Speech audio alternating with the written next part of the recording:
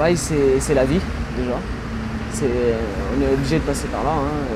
Si on veut vivre comme tout le monde, être intégré dans la société. Si on veut des enfants, il faut un métier. Il faut pouvoir subvenir aux besoins des enfants ou de madame. Pour moi, le travail, c'est plutôt quelque chose de positif, en effet, où il y a un épanouissement personnel. Au-delà d'un statut social, voilà, par rapport aux visions d'autres personnes, non, moi, c'est vraiment un épanouissement personnel. C'est un lien social d'abord, la possibilité de vivre en société. Donc ça passe par le travail, oui. Bon, c'est un moyen de subsistance aussi, mais il faut pas que ça se limite à ça. Quelqu'un qui est exclu du domaine du travail est en marge de la société. Le travail, c'est une façon de vivre. Déjà, on n'a pas le choix, il faut travailler. Et puis ça ouvre l'esprit, on voit du monde, ça évite la dépression, en quelque sorte. Et ça met du beurre dans les épinards, voilà. C'est une question d'exister et puis de se sentir utile aussi.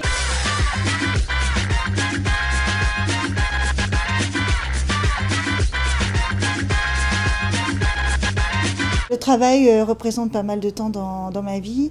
Je travaille pas tout à fait à 35 heures. C'est vrai que mes horaires suivent un petit peu les horaires de mes enfants. Ce qu'on peut représenter en tant que maman quand on est une fille, je pense que c'est important à l'heure actuelle de travailler, de montrer qu'on est aussi indépendante. Le travail, ce que ça représente, pour moi, c'est l'essentiel de ma vie. C'est passer ma vie à travailler. Donc j'ai commencé jeune déjà un peu avec mon père, à travailler pour vivre. Ça, c'est absolument, il faut. Mais vivre que pour travailler, non. Sinon, on se retrouve ça comme dans une fourmilière. Le travail, pour moi, ça me sert à partir, à voyager, en fait. Voilà, c'est pour ça que je travaille. Je suis revenue en France pour pouvoir refaire de l'argent et revoyager, repartir à l'étranger. Pas de travail, pas d'argent. Donc, voilà, c'est surtout, en fait, la valeur financière, quoi, en fait. On n'a pas trop le choix, on est obligé d'y aller. Pour le travail, pour avoir la paye, tout ça, on est obligé d'y aller. C'est comme respectueux, et puis on est respecté quand même. On n'est pas resté à la maison à profiter des gens, des salaires, des gens qui profitent du salaire. Pour nous, c'est important. On est plus campagnards aussi, les campagnards sont plus évolués au boulot. J'ai besoin de faire des choses, je ne peux pas rester enfermée chez moi, je peux pas... J'ai peut-être que 18 ans, mais voilà, j'ai besoin de bouger, donc voilà, le travail c'est important pour moi, d'apprendre des choses, être entourée de personnes différentes. Moi je travaille depuis l'âge de mes 18 ans, j'ai commencé à 14 ans à ramasser les patates, à aller ramasser les patates à la campagne, donc ah oui, obligation, de par les moyens que ma mère n'avait pas pour nous élever puisqu'elle était seule. C'est un statut social aussi, ouais. Bien sûr, on connaît du monde, on côtoie des gens, on voit du monde qu'on ne connaît pas, on apprend des choses. Encore heureux qu'il y a ça, parce que sinon on ne ferait pas grand-chose, on ne verrait pas beaucoup de gens.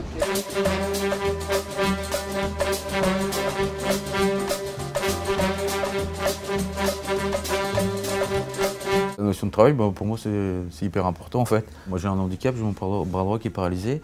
Et en fait, le travail, ça me permet d'être en contact avec les gens et puis tout ce qui est social. Enfin, voilà, ça me fait du bien en fait de travailler, de voir des gens. Là, souvent, la première chose qu'on demande après le nom, c'est « tu fais quoi dans la vie ?»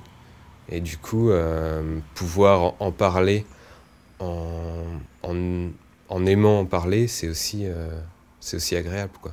Le travail, pour moi, c'est plus une passion, enfin, pour moi, le métier que je fais. C'est le jet ski, le quad, réparer, faire de la compétition. On se lève le matin, on est content d'aller travailler. Donc et puis on part le soir, on traînasse un petit peu. C'est pas dire qu'on n'est pas bien à la maison, mais c'est vrai que la passion, c'est la passion, quoi. On a besoin d'être épanoui quand même dans ce qu'on fait, sinon on ne prend pas de plaisir à aller au boulot.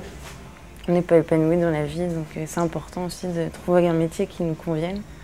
Mais à l'heure qu'il est aujourd'hui avec la crise, on ne trouve pas forcément un métier qui nous plaît. Donc quand on a la chance d'en trouver un qui nous intéresse, il faut le garder.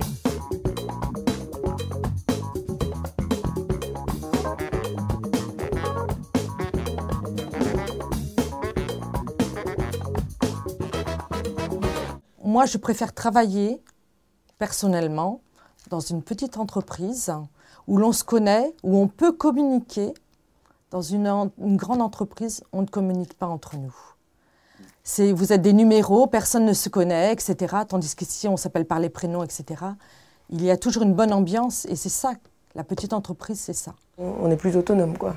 On a notre patron, mais on n'a pas de chef. petit chef qui vient entre-temps, quoi. Bon, alors, du coup, on est plus responsabilisés, on est directement en contact avec le client, c'est nous qui créons la boîte aussi. Si on n'est pas là, le patron, il tient pas non plus, quoi. J'ai mon projet du début jusqu'à la fin, donc moi je me sens vraiment impliquée dans ce que je fais, c'est-à-dire que je parle aux clients, je me sens vraiment investie dans ce que je fais parce que je vois la finalité de mon travail et du coup ça me donne plus de motivation, plus d'envie et quelque part je pense que la satisfaction elle est là, c'est que j'ai vu la satisfaction que je pouvais procurer à travers mon travail.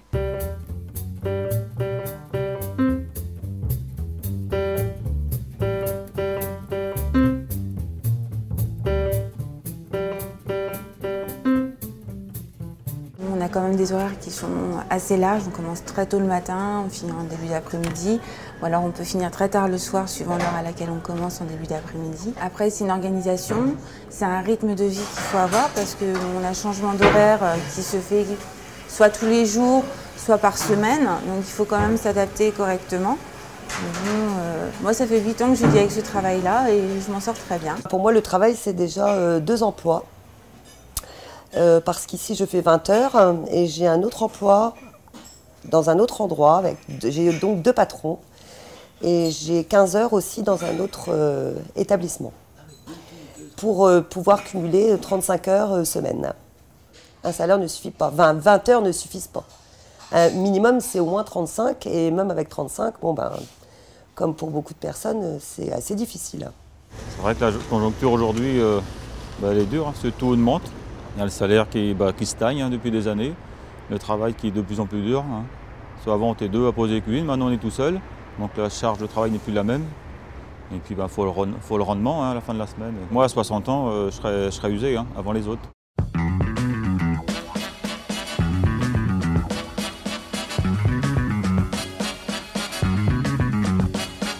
Dans l'avenir, il faudra partager le travail, parce qu'il y a plus de monde sur Terre. Et on a quand même, même les machines ont remplacé aussi les hommes. Les gains de productivité ont souvent été faits pas par les hommes. On a créé peut-être les hommes, mais on travaille de plus en plus longtemps aussi. Je ne sais pas jusqu'à quel âge on travaillera, mais dans quel état on sera aussi. Pendant que nos jeunes ne trouvent pas de travail, qui sont encore au chômage à 25 ans, 30 ans. Quand on a un bon outil de travail, c'est-à-dire au niveau du matériel, on travaille mieux, on travaille plus vite. On fait le travail de 2 avec une seule personne travaille pour 3 en fait, avec du bon matériel. Donc il y en aura 2 autres au chômage. La technologie a ses limites et la limite de la technologie c'est le social. Si on veut faire les choses correctement, si on a une conscience professionnelle, encore, on est obligé de travailler jusqu'à 70 heures par semaine, en comptant les transports, se déplacer sur tous les chantiers. Beaucoup trop de place, beaucoup trop d'énergie et pas assez de temps pour soi-même, pas assez de temps pour développer l'humain. Toujours plus rentable, puisqu'il faut toujours aller plus vite pour pouvoir gagner plus, pour avoir plus de rendement, faire plus de clients dans la journée. Peut-être que plus tard les bateaux vendront directement à des grandes surfaces, ou je ne sais pas exactement, mais en tous les cas, je ne pense pas finir ma carrière dans le poisson, je ne pense pas. Dans quoi je vais pouvoir me reconvertir, parce que c'est vrai que je ne connais que le poisson. Je connais que ça. Moi, je pense que le travail va changer. Il y a des corps de métier qui n'existeront plus et des corps de métier qui vont exister. L'informatique va effectivement énormément évoluer. Je pense que le travail sera fait différemment, il faudra s'adapter et je pense qu'on n'aura pas le choix.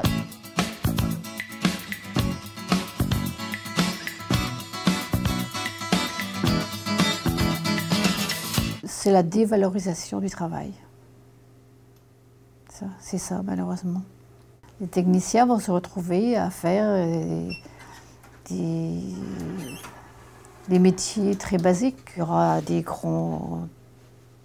charges, on ira chercher les intérimaires et hop, ce sera du jetable. Les gens restent 2 ans, s'en vont, c'est pas grave.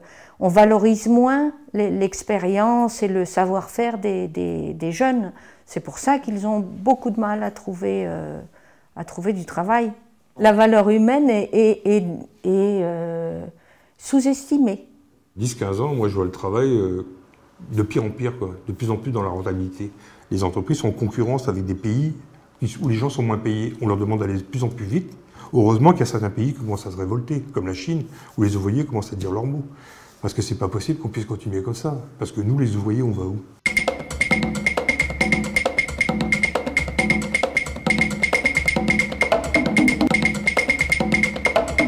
Il y aurait beaucoup de choses à changer.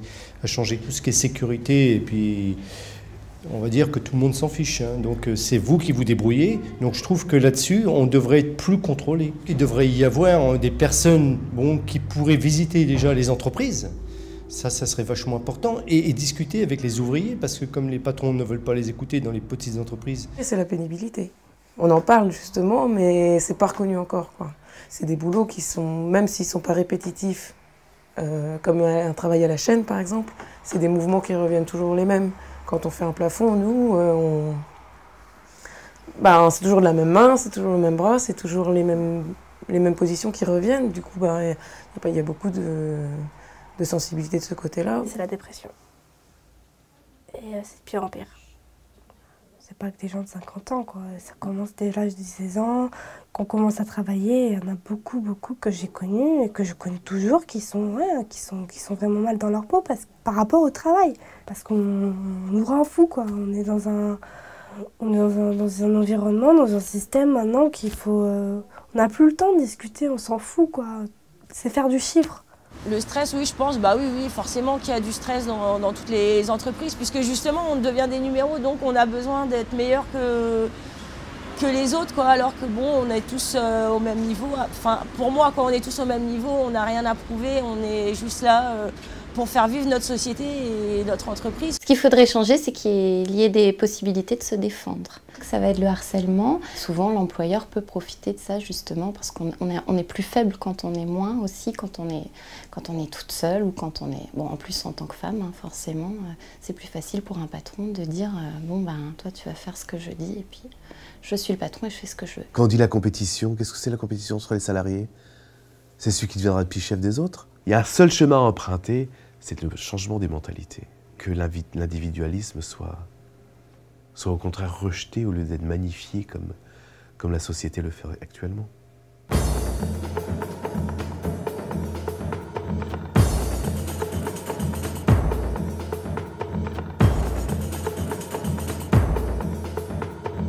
Il y a une grande discrimination qui existe toujours entre les hommes et les femmes. On a du mal à lutter contre ça. Au même poste de travail, ils n'auront pas la même classif. C'est indécrottable, c'est difficile à faire évoluer. Par rapport aux grands groupes où il y a des primes déjà, où il y a bien souvent des 13e mois, où il y a des avantages qui sont accordés aux salariés qu'on n'a pas dans les petites entreprises. Dans les petites entreprises, voilà, il y a un dirigeant, tandis que dans les grands groupes, c'est tout un ensemble. Il y a les actionnaires, il y a du bénéfice qui est redistribué. Dans les grosses entreprises où il y a plus de postes, donc sans plus de possibilités d'évolution que dans les petites, je sais qu'il y en a certains, soit en passant des concours internes ou même en faisant ses preuves tout simplement, qui arrivent à monter les échelons petit à petit. Alors que dans les petites entreprises, il y a peut-être moins de possibilités. Si on pouvait employer quelqu'un de plus, ça serait bien. Mais pour ça, il faudrait payer moins de charges, alors qu'on voit des grandes entreprises qui ne payent pas de charges, qui ont des allègements, qui ont des allègements d'impôts. Nous, on ne loupe pas, quoi.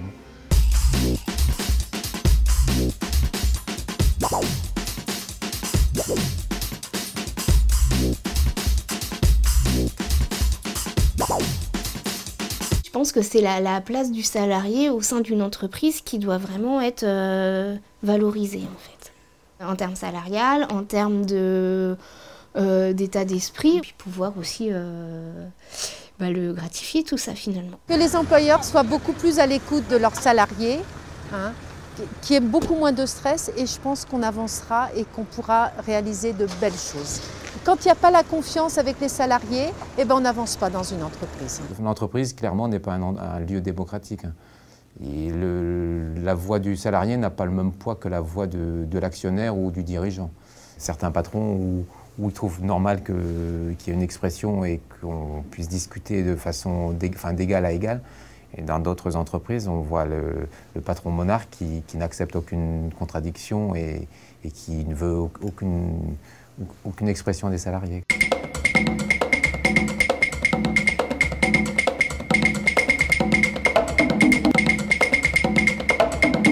syndicats devraient bouger plus de leur côté, mais pour moi, ils font pas grand-chose. Du coup, j'en attends pas grand-chose, j'en attends rien en fait. J'en attends rien puisque c'est jamais arrivé jusqu'à moi et oui, pourtant je sais qu'ils sont là, que ça existe. S'il y a des conflits à régler, on est grand, on peut se parler. Pas besoin de passer par des intermédiaires. Je pense qu'on n'a pas besoin des syndicats pour pouvoir avancer, pouvoir communiquer. Souvent, les syndicats sont un frein à l'évolution. Il y a plusieurs années, j'ai travaillé dans une grosse entreprise avec des syndicats et c'est vrai qu'ils défendaient plus leurs intérêts que les intérêts des salariés. Déjà, dans notre métier, il n'y en a pas de syndicats. Nous, ça n'existe pas. Enfin, il n'y en a pas. Nous, il y a plus de relationnel, ça cause beaucoup plus. Il n'y a pas besoin de passer par une autre personne pour pouvoir s'adresser à son patron. Quand il y a un problème, on le dit tout de suite. Et souvent, les problèmes sont réglés très vite. Très, très vite. J'en rencontre dans la rue, mais après, j'ai pas échangé avec eux. Donc, dans les boîtes dans lesquelles j'ai travaillé, il n'y avait pas de syndicat. Moi, je pense que c'est important, puisqu'il y a certaines boîtes dans lesquelles ça se passe pas très bien. Et donc, voilà, ça permet aussi de pouvoir régler certains conflits. Moi, je me sens pas forcément concernée parce que je sais pas à qui m'adresser. C'est vrai que moi, en étant seule salariée dans une entreprise, heureusement que ça se passe bien parce que c'est vrai que je serais un peu démunie, moi, toute seule. Comment faire pour être représentée quand on est par exemple 2-3 salariés et puis dire ça va pas, quelque part on remonte les manches et puis on se dit on y va quoi. Donc c'est pas facile.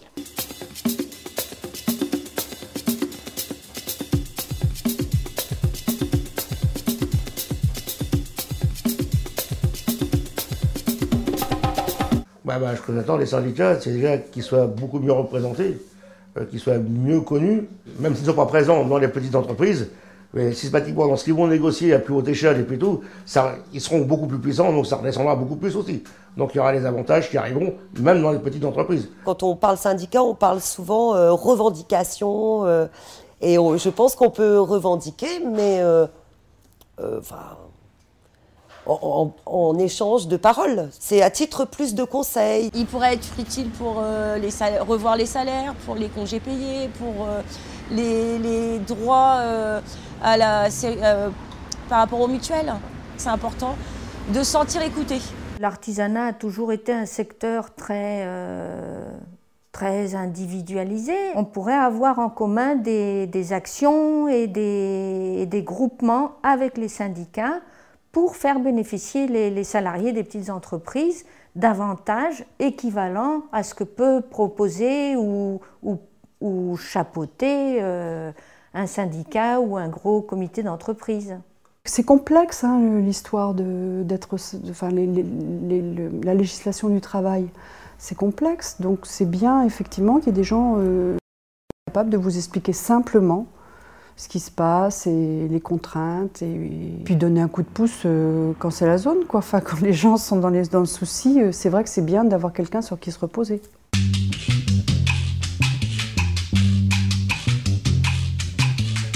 On n'est pas tellement au courant finalement de tous les syndicats, de ce qu'ils font et puis peut-être en effet donner une image un peu plus jeune, un petit peu plus dynamique, même s'ils le sont. On le voit dans les manifs et tout, les têtes de cortège, les cheveux gris sont extrêmement présents. À part à la télé, finalement, on ne les voit pas beaucoup. On ne sait pas vraiment ce que c'est, qui se déplacent dans les entreprises, qui nous disent un peu...